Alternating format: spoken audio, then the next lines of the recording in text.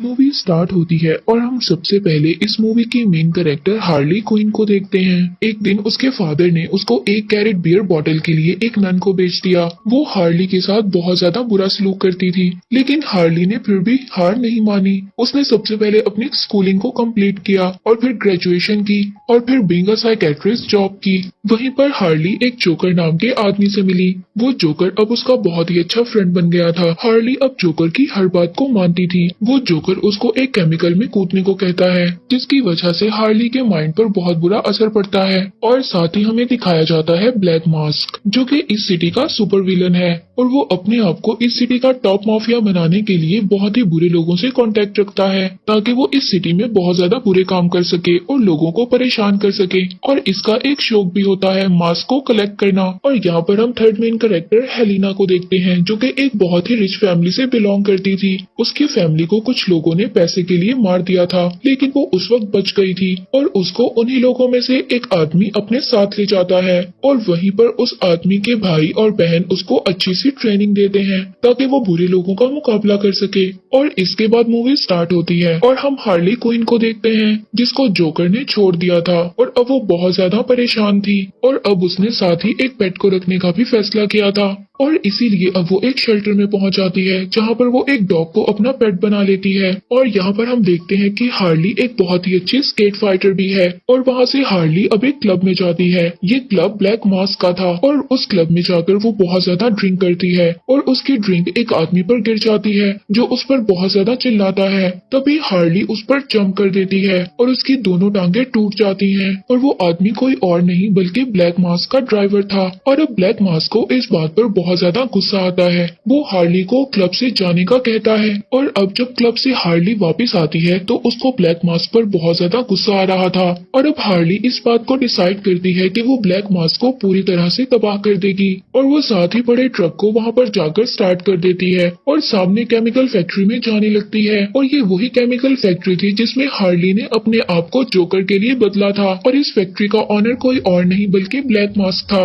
और अब हार्ली उस ट्रक से बाहर जंप कर लेती है और वो ट्रक सीधा केमिकल फैक्ट्री में चला जाता है, जिससे बहुत ही बड़ा ब्लास्ट हो जाता है और वो फैक्ट्री पूरी तरह से डिस्ट्रॉय हो जाती है। इसके बाद हार्ली वहाँ से चली जाती है और हार्ली जब सुबह उठती है तो उसे बहुत ज्यादा भूख लग रही थी। वो एक रेस्टोरेंट में जाती है, वहाँ पर एक सैंडविच ऑर्डर करती है और अब वो उस सैंडविच को लेकर बाहर जा ही रही थी, तभी उसके पीछे एक पुलिस ऑफिसर पड़ जाती है, जिसका नाम होता है रैनी मोंटेना।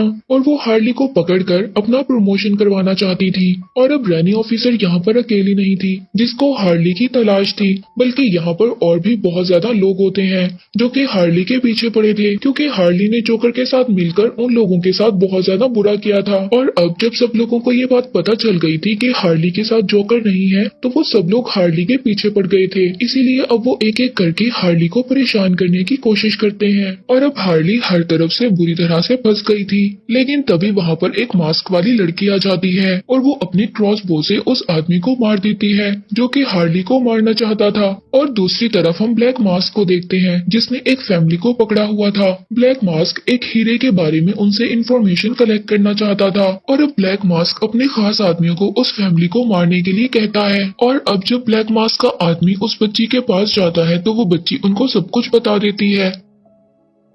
वो ब्लैक मास्क को ये इन्फॉर्मेशन देती है कि थोड़े ही दिन में कंसाइनमेंट आने वाला है और उसी में वो हीरा मौजूद है और उस डायमंड के अंदर वो सब कोड्स लिखे हैं जो कि उनके बैंक अकाउंट्स के नंबर हैं। और अब ये यहाँ पर उसी फैमिली की बात कर रहे हैं जो हमने मूवी के स्टार्ट में देखी। और अब सारी इन्फॉर्मेशन लेने के बाद ब्लैक मास्क उस बच्ची को भी मरवा देता है। और अब ब्लैक मास्क को एक ड्राइवर की जरूरत थी, क्योंकि हार्ली क्विन ने उसके ड्राइवर की टांगों को तोड़ दिया था। इसीलिए अब वो एक लड़की ब्लैक कैनरी को अपना ड्राइवर अपॉइंट करता है और अब वो अपने आदमी और ब्लैक कैनरी को ये ऑर्डर देता है कि आज रात एक कंसाइनमेंट आने वाला है और उसमें एक डायमंड होगा और उस डायमंड के अंदर बहुत ज्यादा कोड्स लिखे हैं। अगर तुमने उस डायमंड को मुझ तक पहुंचा दिया तो मैं तुम्हें बहुत ज्यादा पैसे दूंगा और इस काम में बिल्कुल भी मिस्टेक नहीं होनी चाहिए। तुम सीधा जाओ और उस डायमंड को मेरे पास ले आओ। इसके बाद वो दोनों डायमंड लेने चले जाते हैं और अब जब वो दोनों उस डायमंड को लेकर वापस आ रहे थे, तभी उनके पीछे एक कैसेंड्रा नाम की बच्ची पड़ जाती है और वो चुपके तरीके से ब्लैक मास्क के आदमी से वो उस डायमंड को चुरा लेती है और इसके बाद वहाँ पर पुलिस भी आ जाती है, जिसको ये सारी इन्फॉर्मेशन थी कि कैसेंड्रा नाम की एक छोटी बच्ची वहाँ पर चोरियां करती है और वो वहाँ पर लोगों की पर्स, चेन और रिंग्स को चुरा रही है। इसीलिए अब पुलिस वहाँ पर पहुंचकर कैसेंड्रा को पकड़ लेती है और उसे अपने साथ ले जाती है। इसके बाद सीन शिफ्ट होता है और हमें दिखाया जाता है कि हार्ली क्विन को ब्लैक मास्क के लोगों ने पकड़ लिया है और यहीं पर ब्लैक मास्क हार्ली क्विन को मारने की धमकी देता है और कहता है कि जोकर के साथ अब तुम्हारा कोई भी कांटेक्ट नहीं है। ये बात पूरी सिटी को पता चल चुकी है और तुमने मेरा काफी ज्यादा नुकसान किया है। और तभी हार्ली ब्लैक मास्क को कहती है कि तुम एक डायमंड को चुराना चाहते थे जो कि एक छोटी बच्ची ने चुरा लिया है और ब्लैक मास्क हार्ली को कहता है कि अगर उस डायमंड को तुमने मुझ तक लाकर दिया तो मैं तुम्हें छोड़ दूंगा और मेरे लोग कभी तुम्हें फ्यूचर में तंग नहीं करेंगे। और ब्लैक मास्क उसको कहता है कि अगर तुम अपने काम में सक्सेसफुल ना हुई तो मेरे आदमी तुम्हें मार देंगे। और इसके बाद सीन शिफ्ट होता है। नेक्स्ट सीन में हम हार्ली को सेल में देखते हैं जहाँ पर कैसेंड्रा को रखा गया था और वहाँ पर वो अपनी शॉटगन के साथ सबको मारने लगती है। और यहाँ पर हार्ली की गन में काफी ज्यादा अंडे और कलर्स थे और अब जो भी हार्ली को मारने आता था वो उसे अपनी गन से वहाँ पर डरा देती थी। और अब हार्ली सभी पुलिस ऑफिसर्स का सामना करने के बाद कैसेंड्रा के सेल तक पहुँच जाती है और वहाँ पर पहुंचकर उसको पता चलता है कि ये सब लॉक हैं और तभी हार्ली उनके सिस्टम को गलत ऑपरेट कर देती है और यहाँ पर कैसेंड्रा के सेल के साथ साथ बाकी कैदियों के भी सेल खुल जाते हैं और वो सभी आजाद हो जाते हैं। और अब वो सब कैदी भी हार्ली को मारना चाहते थे क्योंकि हार्ली ने जोकर के साथ मिलकर उन लोगों का भी बहुत ज्यादा नुकसान किया था। और यहाँ पर हार्ली सबके साथ फाइट करती है और ये फाइट पहुंच जाती है इन्वेस्टिगेशन डिपार्टमेंट तक और इस डिपार्टमेंट में काफी ज्यादा गन्स और बहुत ज्यादा वेपन्स होते हैं जो कि पुलिस ने इन कैदियों से लिए थे। और यहाँ पर हार्ली को उसका फेवरेट वेपन बेसबॉल बैट मिल जाता है और यहाँ पर हार्ली सभी कैदियों से फाइट करने लगती है। और यहाँ पर हमें पता चलता है कि हार्ली स्केटिंग के साथ साथ बेसबॉल बैट से फाइट भी काफी अच्छी कर लेती है। और अब फाइनली हार्ली सभी से मुकाबला करने के बाद कैसेंड्रा को लेकर वहाँ से निकल जाती है और इसके बाद हार्ली को ये बात पता चलती है कि कैसेंड्रा उस डायमंड को खा गई है। इसके बाद हार्ली कैसेंड्रा को लेकर एक रेस्टोरेंट में पहुँचती है और यहाँ के ऑनर को इस सिटी के जितने भी बुरे लोग थे सबके बारे में पता था और इसी के साथ साथ उस रेस्टोरेंट के ऊपर हार्ली का घर भी होता है जिस घर के बारे में किसी के पास भी कोई इन्फॉर्मेशन नहीं थी। इसके बाद हार्ली अपने पेट को खाना देती है और तभी रात को उसके घर के बाहर कुछ लोग आ गए थे और वो लोग उसके घर पर एक ब्लास्ट कर देते हैं जिसकी वजह से उसका पेट मर जाता है। और इस बात से अब हार्ली को बहुत ज्यादा गुस्सा आता है क्योंकि वो इस बात को सोचती है कि उसके घर के बारे में सिर्फ इस रेस्टोरेंट के ऑनर को पता था और इन लोगों को मेरी लोकेशन के बारे में कैसे पता चला। अब हार्ली नीचे आकर उस रेस्टोरेंट के ऑनर से पूछती है कि आपने उन लोगों को मेरी लोकेशन के बारे में क्यों बताया। तभी रेस्टोरेंट का ऑनर कहता है कि ये एक बिजनेस है, मुझे उन लोगों ने बहुत ज्यादा पैसे दिए थे और मैं इससे अच्छा रेस्टोरेंट ओपन करने जा रहा हूँ, इस वजह से मैंने तुम्हारी लोकेशन के बारे में उन लोगों को बता दिया, इसीलिए मुझे ऐसा करना पड़ा। अब ये ऑनर वहाँ से कहकर चला जाता है और अब हार्ली यहाँ पर ये डिसाइड करती है कि वो कैसेंड्रा को ब्लैक मास्क को दे देगी जिससे वो सभी बुरे लोग उसका पीछा करने से हट जाएंगे। इसके बाद हार्ली ब्लैक मास्क को कॉल करती है और अपनी बताई हुई लोकेशन पर आने के लिए कहती है जहाँ पर वो उसको बताती है कि मैं तुम्हें कैसेंड्रा को दे दूंगी, इसके बाद हम दोनों की डील फाइनल हो जाएगी। वो जगह कोई और नहीं बल्कि जोकर की फेवरेट जगह थी जिस जगह पर जोकर अपने सभी बुरे काम किया करता था। और उसी के साथ दूसरी तरफ हमें दिखाया जाता है रेनी मोंटेया ऑफिसर को जो अपने पुलिस डिपार्टमेंट में काम कर रही होती है। वहीं पर उसका हेड उसको धोखा देता है क्योंकि रेनी के हेड ने अपनी दूसरी असिस्टेंट को प्रमोशन दे दिया था जबकि वो प्रमोशन रेनी को मिलना चाहिए था क्योंकि रेनी ने बहुत अच्छा काम किया था और काफी ज्यादा बुरे लोगों को पकड़कर जेल में बंद भी करवाया था। और अब रेनी इस बात से काफी ज्यादा सैड हो गई थी, वो पुलिस डिपार्टमेंट से जॉब को छोड़ देती है। और अब जब ब्लैक मास्क को हार्ली क्विन ने कॉल की थी तो वो ब्लैक कैनरी और अपने साथी को उसका पीछा करने के लिए कहता है और उनसे कहता है कि तुम उस डायमंड को मेरे पास लेकर आओ, इसके बाद चाहे तुम हार्ली को मार देना। और ये बात ब्लैक कैनरी भी सुन लेती है क्योंकि वो कैसेंड्रा को जानती थी और अब इसीलिए ब्लैक कैनरी ये नहीं चाहती थी कि ब्लैक मास्क का आदमी कैसेंड्रा को मार दे, इसीलिए अब ब्लैक कैनरी उन दोनों को मैसेज कर देती है। और अब ये सब बातें ब्लैक मास्क के साथी को पता चल गई थी,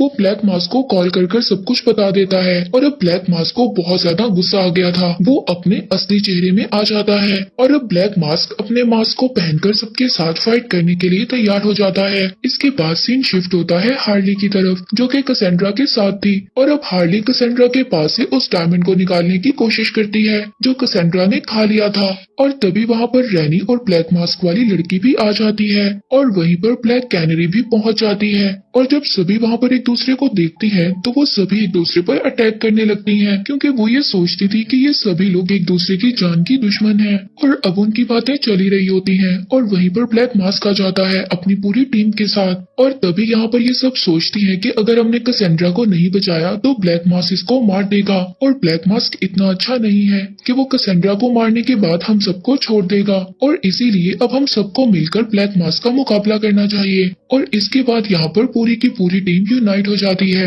और यहाँ पर इस टीम का नाम होता है बर्ड्स ऑफ प्रे। और तभी हार्ली को याद आता है कि उनके पास बहुत ज्यादा वेपन्स हैं, लेकिन जब वो कबर्ड ओपन करती है तो वहाँ पर कुछ भी नहीं होता, जिससे उसे ये बात पता चलती है कि जोकर ने यहाँ से सभी वेपन्स ले लिए हैं। लेकिन उसी वक्त रैनी को वहाँ पर एक बॉक्स मिलता है जिसमें कुछ वेपन्स होते हैं। उस बॉक्स में बुलेट प्रूफ जैकेट्स और बेसबॉल बैट्स होते हैं और वो सब लोग उसका यूज कर। और finally birds of prey team तैयार होती है ब्लैक मास्क के लोगों का मुकाबला करने के लिए। और अब ब्लैक मास्क के लोग अंदर आ जाते हैं और वो कैसेंड्रा को ढूंढने लगते हैं, क्योंकि कैसेंड्रा के पास वो डायमंड था जिसमें सभी इंफॉर्मेशन थी उस रिच फैमिली के बारे में। और बर्ड्स ऑफ प्रे की टीम यहाँ पर सभी लोगों से बहुत अच्छी फाइट करती है और फाइनली ये सब लोगों का मुकाबला कर यहाँ से निकल रही होती है। तभी इनके सामने ब्लैक मास्क आ जाता है, क्योंकि ब्लैक मास्क और उसके लोगों के पास बहुत ज्यादा गन्स थी, जबकि बर्ड्स ऑफ प्रे टीम के पास कुछ भी नहीं था। और अब ये सब लोग सोचती हैं कि हम लोगों के पास गन्स नहीं है, इसीलिए हम ब्लैक मास्क का मुकाबला नहीं कर सकती।